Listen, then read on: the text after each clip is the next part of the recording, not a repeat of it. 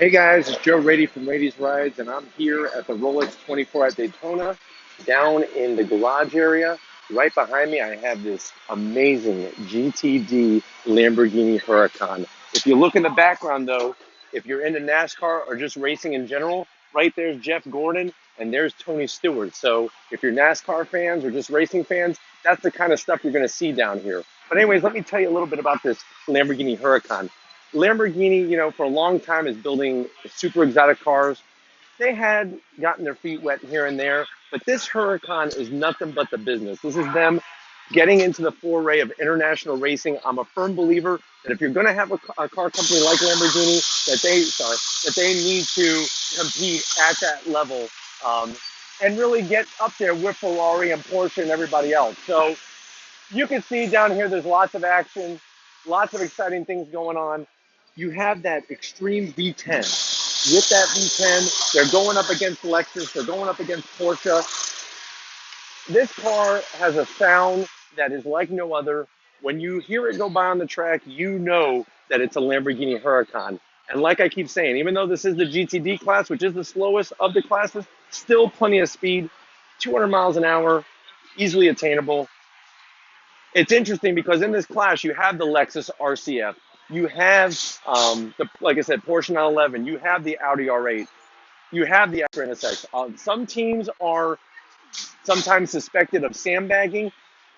I remember when they first brought the Lamborghini Huracan, they kind of got a little busted for that, but you can see now they're hanging right up there.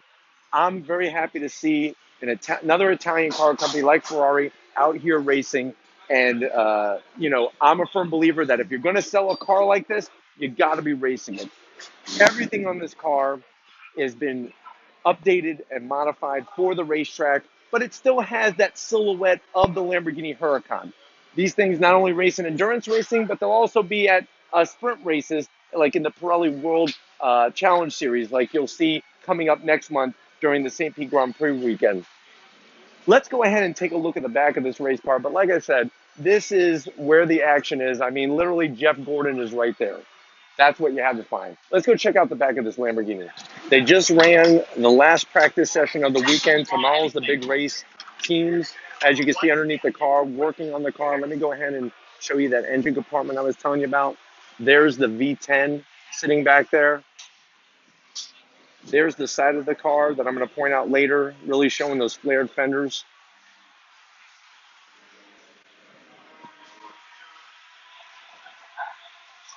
A beautiful, beautiful, beautiful Italian exotic. Italians, they're the ones that do it the best in my eyes.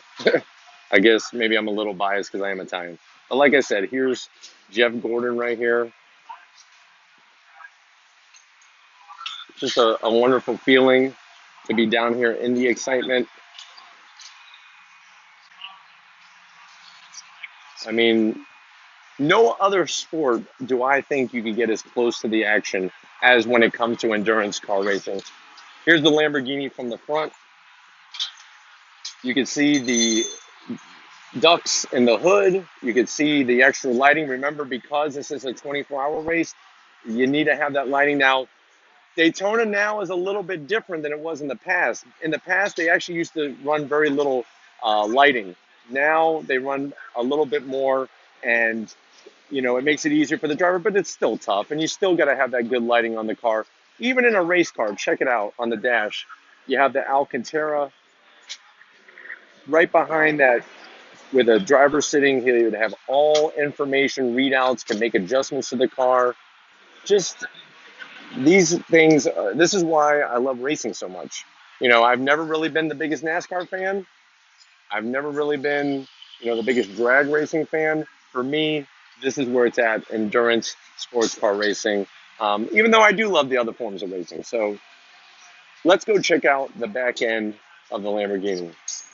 All right, guys, so we're at the end of the business of this Lamborghini Huracan. You can see how they've been able to open things up to get that heat out of the engine compartment.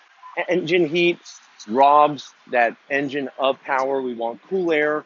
Temperatures this weekend are going to be in the upper 60s, lower 70s. So it's actually really ideal for racing. I'm really in love with these rear wings that they're running, full carbon fiber like you would expect. You know, love it or hate it, this green color just makes this Lamborghini really pop.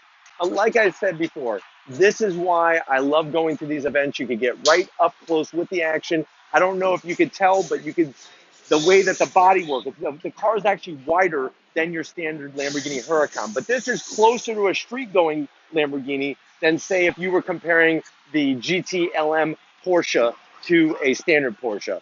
But anyways, I want to thank you guys for watching. If you're not hit that subscribe button, hit the subscribe button. And like always, guys, I'll see you on the next ride.